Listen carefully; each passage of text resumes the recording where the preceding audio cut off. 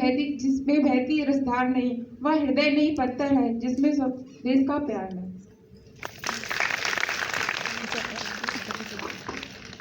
हाँ रेणु, तो ये थे टीम शुभांगी के हमारे तीनों पार्टिसिपेंट्स जिन्होंने प्रस्ताव के पक्ष में अपने विचार प्रस्तुत किए और ये बहुत स्ट्रांगली बिलीव करते हैं कि हमें अपनी बेटियों को फौज में जरूर भेजना चाहिए। पर जैसा कि शास्त्रार्थ का नियम है, किसी भी विषय पर हमें काउंटर व्यूज को भी जरूर सुनना चाहिए। तो अब हम बढ़ते हैं टीम संध्या के पार्टिसिपेंट्स की तरफ और देखते हैं कि उनको प्रस्ताव के विपक्ष में क्या कहना है। And let's begin with Mrs Kamlesh Yadav, our first participant from team Sandhya. नमस्कार। जैसे कि आप सबने हमारी तीनों बहनों के विचार सुने, लेकिन मेरे विचार इनसे थोड़े भिन्न हैं। मैं अपनी बेटी को सेना में भेजना नहीं चाहूँगी। फिजिकल रूप से बेटियां थोड़ी वीक होती हैं। सेना की ट्रेनिंग बहुत सख्त होती है। बेल्ट की नौकरी यानी कि 24 आवर्स के साइन, आपको कभी भी कहीं भी जो ड्यूटी पे जाना पड़ सकता है। दिक्कतें तब स्टार्ट होती हैं, समस्याएं तब आती हैं जब आप 2 से 3 होते। माँ है जो सबसे अच्छा अपने बच्चों की केयर कर सकती है। आया के पास आप पूरे दिन अपने बच्चों को नहीं छोड़ सकते। अब हम अपने बच्चों का बचपन नहीं छीन सकते हैं। उदाहरण के लिए हमने बहुत सारे देखे हैं कि एक ऐसी जगह ट्रांसफर आता है जहाँ पर सुविधाओं का अभाव रहता है। एक बच्चा मम्मी के पास रहता है तो दूसरा पापा के पास रहता है। ऐसी मानसिक तनाव में बेटी कैसे देश की सेवा करेगी। उदाहरण के लिए आप देख लीजिए, आप में से बहुत सी बहनें होंगी जिन्होंने अपने बच्चों के लिए अपने कैरियर को दांव पे लगाया है। और अभी मेरी ही बेटी को देख लीजिए, मेरी बेटी ने MBA गोल्ड मेडलिस्ट है, लेकिन उसने अपने बच्चे के लिए उसके पालन पोषण को प्राथमिकता दी है अपने जॉब को छोड़कर। अभी सेना में भर्ती होने के बाद छुट्टियां मिलती हैं, लेकिन इतनी ज़्यादा नहीं रहती कि हम अपने बच्चों को अच्छा समय दे सकें।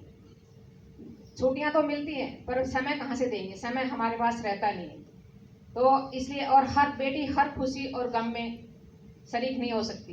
इसलिए मेरा मानना यह है कि मैं बेटी को सेना में नहीं जाना चाहिए।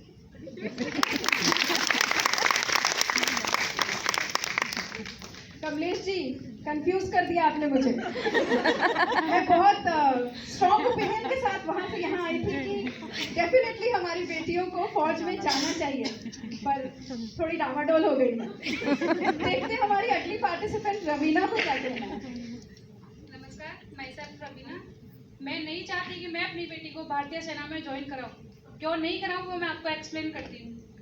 जब एक लड़की आर्म फोर्सेस को ज्वाइन करती है, उसकी एज 21 से 24 तक होती है, लेकिन उस लड़की के मन में बहुत सारे सपने होते हैं। मैं आर्म फोर्सेस ज्वाइन करूं, ज्वाइन करके मैं भारतीय देश की रक्षा करूं। लेकिन वो सपने तब तक उसको अच्छे लगते हैं जब तक कि उसे आर्म फोर्सेस की समस्या दिक्कतों का सामना करना पड़ता है। जैसे शादी होने के बाद पति और परिवार से अलग रहना, बच्चों की देखभाल न कर पाना, और जब उसके पति दूसरी जॉब करते हैं उनसे दूर ही रहना।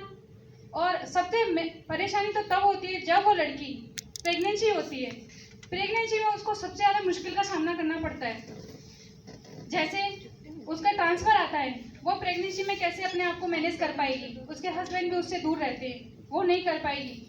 सबसे बड़ी बात यह होती है कि ऐसी सिचुएशन में उसको छुट्टी तो मिलती है, बट अगर वो इतनी लंबी छुट्टी रखती है तो वो देश की सुरक्षा कैसे कर पाएगी। अगर वो इतनी लंबी छुट्टी भी लेती है तो उसको हीन भावना से गुजरना पड़ेगा। इतनी लंबी छुट्टी नहीं ले सकती है वो।